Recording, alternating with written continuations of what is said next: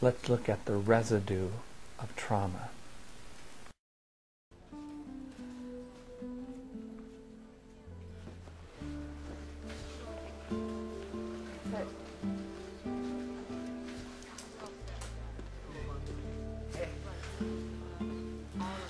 It was brutal.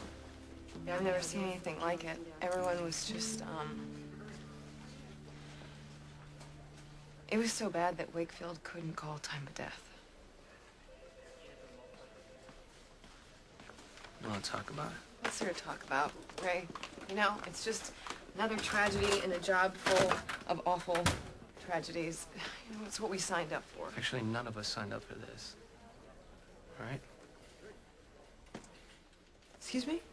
You know what, never mind. You're being Queen Bee today, and I don't want to get written up. What the hell does that mean? You were right there. You were right by the car. You think that was my fault? I was helping the mother she was seizing. You haven't been back to see how any of us are holding up afterward. Do you even know where Kelly is?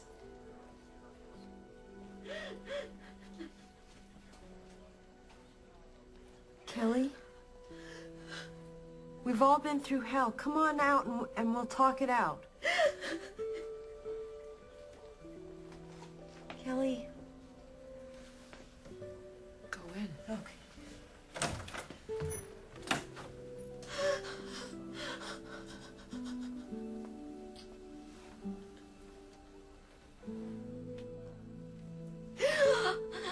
I can't do this anymore. It's too hard. It's so hard.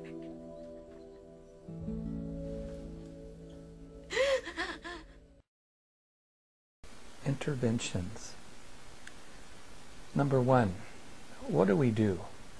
If we see that we have this issue in our lives, if we see we're having a problem, what are some things that we could do?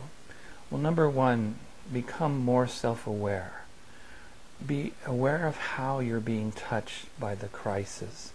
Now, crisis may not be in an emergency room, but it could be just heavy emotions you're feeling as you grieve for a patient that you've been caring for.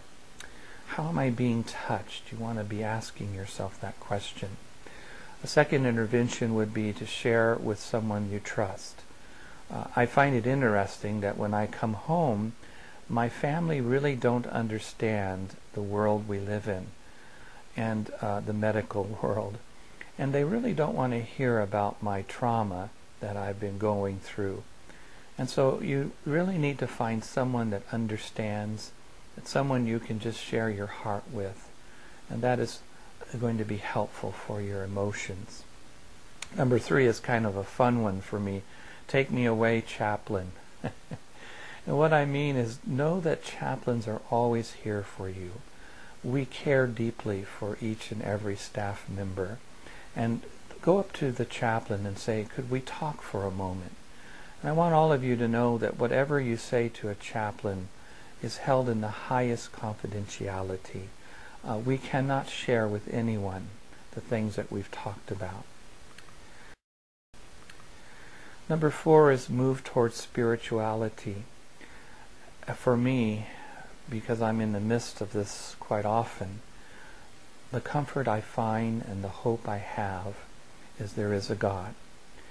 I don't understand the whys. Why would this baby die? But what I do know is I have a God that has proven His love for me.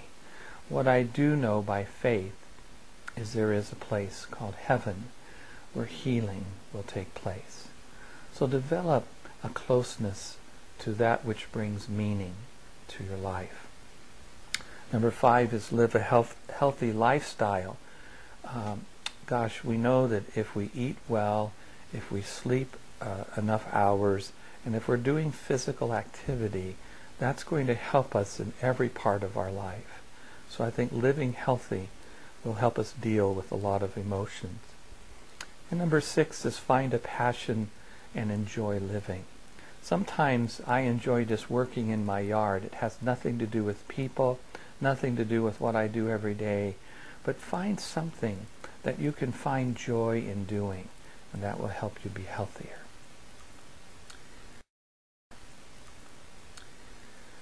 So to close our time together, I hope this has been meaningful and insightful, but I want to close with words from a chaplain. The first part is simply a little story about one of our doctors, but really, what would you say to Kelly, who was in that room crying? What would be your words to her? And certainly, what would the chaplain say? And may this be an insightful little clip. Thank you for being a part of this process today.